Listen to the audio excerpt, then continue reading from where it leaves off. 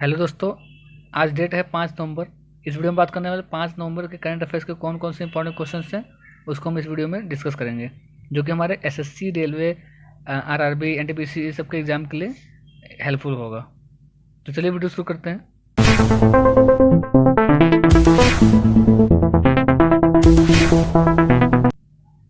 तो हमारा पहला प्रश्न है कि हाल ही में असम के नए मुख्य सचिव के रूप में किसे नियुक्त किया गया है। ऑप्शन देखते हैं। ऑप्शन ए है प्रदीप कुमार जोशी, बी है यशवर्धन कुमार सिन्हा, सी है जिष्णु बरुआ, डी है सुधीर भार्गव। तो ऑप्शन इसका सी सही है। जिष्णु बरुआ को हाल ही में असम के नए मुख्य सचिव के रूप में नियुक्त किया गया है। क्या इसके इंपॉर्टेंट पॉइंट है उसको देखते हैं हम। तो बरुआ अभी गृह एवं राजनीतिक, राजस्व तथा आपदा प्रबंधन और असम समझौता अनुपालन जैसे विभागों के अतिरिक्त मुख्य सचिव हैं और ये भारतीय प्रशासनिक सेवा 1998 बैच के अधिकारी हैं और मुख्य सचिव के रूप में कुमार संजय कृष्ण का स्थान लेंगे। पहले कुमार संजय कृष्ण थे तो उनकी जगह पर ये आएंगे, ठीक है। और इसके बाद फिर कुमार संजय कृष्ण का स्थान लेंगे जो कि 31 अक्टूबर को सेनावृत्त होते, ठीक है। चलिए बात करते हैं अगले प्रश्न की। तो अगला प्रश्न हमारा, किस भारतीय अभिनेता को बोस्टन IIFFB 2020 के इंडिया इंटरनेशनल फिल्म फेस्टिवल के तीसरे संस्करण में लाइफ टाइम अचीवमेंट अवार्ड से सम्मानित किया गया है। ऑप्शन देखते हैं। ए है राजेश खन्ना, बी धर्मेंद्र, सी बोनी कपूर, डी ओमपुरी। तो ऑप्शन इसका डी सही है, ओमपुरी को। अब बात करते हैं इसके इंपॉर्टेंट पॉइंट्स की। तो दिवंगत ओमपुरी को India international film festival of Boston मरणोपरांत लाइफ टाइम अचीवमेंट अवार्ड से सम्मानित किया गया है। यह पुरस्कार उनकी पत्नी नंदिता पुरी को सौंपा गया है और मलयालम फिल्म कांति को सर्वश्रेष्ठ फीचर फिल्म का पुरस्कार इसमें मिला हुआ है। बेस्ट मेल एक्टर का खिताब विक्टर बनर्जी ने जीता है। जोसेफ बोर्न इस ग्रेस में स्पीच की भूमिका निभाई थी। और बॉस्टन फेस्टिवल में बेस्ट फीमेल एक्टर का खिताब कांति के लिए सलीजा अम्बू को दिया गया है, ठीक है। चलिए अब बात करते हैं अगले प्रश्न की। तो हमारा अगला प्रश्न, किस देश ने शंघाई कॉरपोरेशन ऑर्गेनाइजेशन यानी कि SCO की विदेश अर्थव्यवस्था और विदेश व्यापार की 19वीं बैठक की मेजबानी की है। तो ऑप्शन देखते हैं। ऑप्शन ए है चाइना, बी है तजाकिस्तान, सी है भारत, डी है जापान। तो ऑप्शन इसका सी सही है, भारत। क्या इसके इंपॉर्टेंट पॉइंट है तो पहले उसको देख लेते हैं। तो भारत ने शंघाई सहयोग संगठन, जिसे कि हम SCO बोलते हैं, देशों की विदेश अर्थव्यवस्था और विदेश व्यापार संभालने वाले मंत्रियों की 19वीं बैठक की मेजबानी की है। मीटिंग भारत के केंद्रीय वाणिज्य और उद्योग मंत्री पीयूष गोयल की अध्यक्षता में आयोजित की गई थी। इस वर्चुअल बैठक में SCO के महासचिव वाल्दिमीर नोरोव सहित कारगिल गणराज्य, कजाकिस्तान, पाकिस्तान, रूस, तजाकिस्तान और उज्बेकिस्तान के मंत्रियों ने भाग इसमें लिया था। चलिए अब बात करते हैं अगले प्रश्न की। तो अगला प्रश्न है, हाल ही में किसे अपने प्लेटफॉर्म पर डिजिटल गोल्ड लॉन्च करने की घोषणा की है। ऑप्शन देखते हैं। ए है फ़ोन पे, बी भारत पे, सी गूगल पे, डी है सभी। तो ऑप्शन इसका बी सही है, भारत पे ने। क्या इसके इंपॉर्टेंट पॉइंट है उसको हम इसमें पहले देखते हैं। तो फिटनेस उत्पाद की इस नई श्रेणी का शुभारंभ लघु और मध्यम उद्यमों जैसे SME को वित्तीय उत्पादों के संपूर्ण विस्तार के प्रभाव के लिए कंपनी की प्रतिबद्धता के अनुरूप इसे दिया गया है। भारत में के व्यापारी जो 99.5% शुद्ध 24 कैरेट सोने की खरीद और बिक्री कर सकेंगे। अब व्यापारी क्या करेंगे, भारत पे ऐप का उपयोग करके दिन के किसी भी समय कहीं से भी रुपये या ग्राम में इसे खरीद सकते हैं। अब भारत पे के मुख्य कार्यकारी अधिकारी कौन है, अश्विनी ग्रोवर। भारत पे की स्थापना 2018 में हुआ था।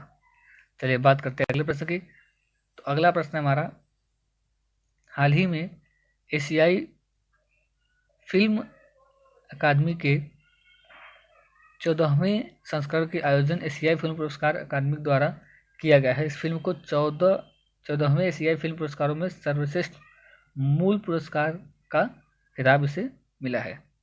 किसको मिला है तो उसे देखते हैं। ऑप्शन हमारा ए है Gully Boy, B Parasite, C The Wild Good Look, Lake and D है बेटर डेज। तो ऑप्शन इसका ए सही है कि गली बॉय को इसमें पुरस्कार मिला हुआ है। चलिए क्या इसके इम्पोर्टेंट पॉइंट है उसको देखते हैं। तो 14वें एशियाई फिल्म पुरस्कारों में फिल्म गली बॉय को बेस्ट ओरिजिनल स्कोर का पुरस्कार दिया गया है। यह अवार्ड कर्स काले और द सॉल्वेज ऑडियो कलेक्टिव को दिया गया है। गली बॉय का निर्देशक जोया अख्तर ने किया और गली बॉय में रणवीर सिंह और आलिया भट्ट ने प्रमुख भूमिका निभाई थी, हम सबको पता है। चलिए बात करते हैं अगले प्रश्न की। अगला प्रश्न शुरू करें उससे पहले आपसे रिक्वेस्ट है, अगर आपने चैनल को सब्सक्राइब नहीं किया है तो चैनल को सब्सक्राइब करें, बेल आइकन को दबाएं, जिससे आने वाली वीडियो की नोटिफिकेशन आपको मिलती रहेगी। और अगर आप हमारे इस वीडियो की PDF चाहते हैं तो आप हमारे टेलीग्राम पेज से जाकर ले सकते हैं, जिसका लिंक मैंने डिस्क्रिप्शन में दे रखा है। चलिए देखते हैं अगला प्रश्न कौन सा है। तो अगला प्रश्न दिया हुआ हमारा कि हाल ही में विश्व की पहली वैज्ञानिक बुक बाय बाय कोरोना का विमोचन किसने किया। ऑप्शन देखते हैं। ए अश्वनी भाटिया, बी आनंदीबेन पटेल, सी है के चंद्रशेखर राव, डी है यशोधन कुमार सिन्हा। तो ऑप्शन इसका बी सही है कि आनंदीबेन पटेल ने किया है। क्या इसके इंपॉर्टेंट पॉइंट है उसको देखते हैं। इस पुस्तक को CSIR central drug research institute Lucknow के पूर्व वरिष्ठ प्रधान वैज्ञानिक डॉक्टर प्रदीप श्रीवास्तव द्वारा लिखा गया है। इस पुस्तक का प्रकाशन विज्ञान प्रसार द्वारा किया गया है, जो कि 220 पन्नों वाली इस पुस्तक में नोवेल कोरोना वायरस महामारी, इसके लक्षण और सावधानियों के माध्यम से इसकी रोकथाम के बारे में व्यापक जानकारी दी गई है। और यह पुस्तक पाठक को डराए बिना घातक महामारी की चुनौतियों के परिप्रेक्ष्य अंतर्दृष्टि प्रदान करती है। इस पुस्तक का मूल उद्देश्य हो कोविड-19 से लोगों को बेहतर तरीके से अवगत कराना है। चलिए बात करते हैं अगले प्रश्न की। तो अगला प्रश्न है कि हाल ही में वर्ल्ड सिटीज डे कब मनाया गया है। तो ऑप्शन देखते हैं। ए है 29 अक्टूबर, बी है 30 अक्टूबर, सी है 31 अक्टूबर, डी है 28 अक्टूबर। तो ऑप्शन इसका सी सही है कि 31 अक्टूबर को हाल ही में वर्ल्ड सिटीज डे मनाया गया है। क्या इसके इंपॉर्टेंट पॉइंट है। तो 2020 में इस बार थीम क्या था इसका। तो valuing our communities and cities. UN habitat द्वारा अर्बन अक्टूबर को दुनिया की शहरी चुनौतियों पर जोर देने और अंतर्राष्ट्रीय शहरी एजेंडा के प्रति अंतर्राष्ट्रीय समुदाय को जोड़ने के लिए 2014 में इसे शुरू किया गया था। यह दिन वैश्विक सशक्तिकरण और अंतर्राष्ट्रीय समुदाय की रुचि को बढ़ावा देने, बैठक में देशों के बीच सहयोग और शहरी कार्य की चुनौतियों का सामना करने और दुनिया भर में सशक्त शहरी और विकास योगदान करने के लिए मनाया जाता है। वर्ष 2020 में 7वां विश्व सिटीज दिवस वैश्विक उत्सव मनाया गया है, क्योंकि इस दिन को 31 अक्टूबर 2014 को शंघाई चीन में इस दिन की शुरुआत की गई थी। चलिए बात करते हैं अगले प्रश्न की। तो अगला प्रश्न है कि हाल ही में राष्ट्रीय एकता दिवस कब मनाया गया है। तो ऑप्शन इसका सी सही है 31 अक्टूबर को। क्या इसके इंपॉर्टेंट पॉइंट है वो देखते हैं। तो भारत में 2014 में हर साल 31 अक्टूबर को भारत के लौह पुरुष सरदार वल्लभ भाई पटेल की जयंती के उपलक्ष्य में राष्ट्रीय एकता दिवस को मनाया जाता है। इस वर्ष दिग्गज नेता की 145वीं वर्षगांठ है। 31 अक्टूबर 1875 को नाडियाद गुजरात में इनका जन्म हुआ था। स्वतंत्र भारत के पहले गृह मंत्री और उप प्रधानमंत्री बने थे ये। उन्होंने भारतीय संघ बनाने के लिए कई भारतीय रियासतों के एकीकरण में महत्वपूर्ण भूमिका निभाई थी।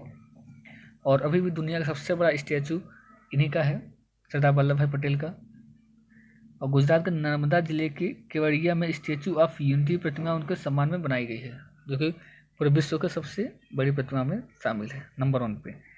ठीक है। अब बारडोली की महिलाओं द्वारा वल्लभ भाई पटेल को सरदार की उपाधि दी गई थी। ये कई बार पूछा जाता है उनको सरदार की उपाधि किसने दी थी। तो महिलाओं द्वारा, कहाँ की महिलाओं, बारडोली की महिलाओं द्वारा वल्लभ भाई को सरदार की उपाधि दी गई थी, जिसका अर्थ होता है प्रमुख या नेता। ठीक है। चलिए बात करते हैं अगले प्रश्न की। तो अगला प्रश्न का हाल ही में एशिया का सबसे सुरक्षित बैंक किसे घोषित किया गया है। तो ऑप्शन देखते हैं। ए है PNB, बी SBI, सी DBS, सी ICICI। तो ऑप्शन इसका सी सही है। क्या इसके इंपॉर्टेंट तो 16 जुलाई 1968 को ये इसकी स्थापना हुई थी और ये सिंगापुर में है इसका ब्रांच, मेन ऑफिस। ठीक है। चलिए बात करते हैं अगले और आखिरी प्रश्न की। तो उसमें है कि हाल ही में एशियाई फिल्म पुरस्कार अकादमी द्वारा 14वें संस्करण का आयोजन किया गया है। झोउ दोगयू को किस फिल्म के लिए सर्वश्रेष्ठ अभिनेत्री का पुरस्कार दिया गया है। तो ऑप्शन देखते हैं। Listen to the universe, better days, parasite, the wild goose, lake. तो ऑप्शन इसका भी सही है, बेटर डेज। अब इसके क्या, चलिए अब बात करते हैं इसके इम्पोर्टेंट पॉइंट का। तो हाल ही में एशियाई फिल्म पुरस्कार अकादमी द्वारा 14वें संस्करण का आयोजन किया गया, जिसमें कि झोउ डोगोयू को बेटर डेज फिल्म के लिए सर्वश्रेष्ठ अभिनेत्री का पुरस्कार दिया गया है। चलिए बात करते हैं, कल जो हमने क्वेश्चन पूछा था उसका क्या आंसर वो देख लेते हैं। तो हमारा क्वेश्चन था कि हाल ही में तूफान जेटा किस देश को अपने चपेट में लिया है। तो ऑप्शन इसका जिसने बी लगाया था, कमेंट में बी लिखा है, उनका सही है, अमेरिका। अब क्वेश्चन ऑफ द डे क्या है, जिसका आंसर आपको कमेंट करके बताना है, उसको देख लेते हैं। तो हाल ही में किस बैंक ने जापान अंतर्राष्ट्रीय सहयोग बैंक के साथ $1 अरब के ऋण समझौते पर हस्ताक्षर किए हैं। तो ऑप्शन देखते हैं, ए है पीएनबी, बी है आईसीआईसीआई, सी है एचडीएफसी, डी है एसबीआई। तो 4 ऑप्शन आपको दिए हुए हैं यहाँ पर, इसका आंसर आपको कमेंट करके बताना है, ठीक। और आप अगर हमारे चैनल पर नए हैं तो आप चैनल को सब्सक्राइब करें, बेल आइकन को दबाएं, जिससे आने वाले वीडियो की नोटिफिकेशन आपको मिलती रहेगी। और आप अगर हमारे टेलीग्राम पेज से नहीं जुड़े हैं तो वहाँ जुड़ जाए, आपको हर तरह के पीडीएफ आपको वहाँ पर मिल जाएंगी। और अगर आप हमें इंस्टाग्राम पर मैसेज करना चाहते हैं डायरेक्ट, तो उसका लिंक मैंने डिस्क्रिप्शन में दे रखा है, जहाँ पर आपको गवर्नमेंट जॉब की वैकेंसी की डिटेल प्रोवाइड होती रहती है, ठीक है। चलिए मिलते हैं आपसे अगले वीडियो में। Thanks for watching.